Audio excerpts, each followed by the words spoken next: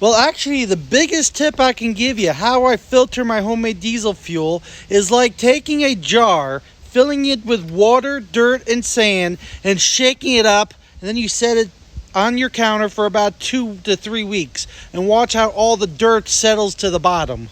That's practically all I'm doing to filter my homemade diesel fuel to run in Stinky Pete, is just letting it settle under normal gravity. So like this sample here is perfectly clean on the top, but until you flip it, you'll see all the stuff that settles to the bottom. It's not much, because I already filtered this before I went into the truck.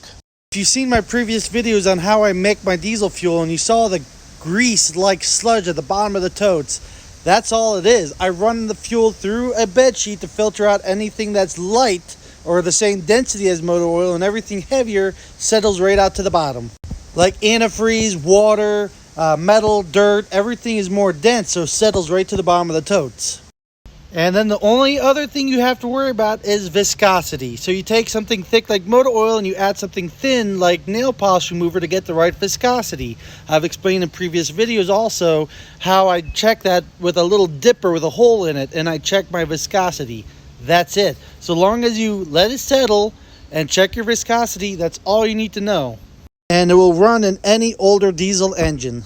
I also run it in the furnace to heat the house. I also run it in my diesel machines and my tractors. I also run it in the generator to power the house as well.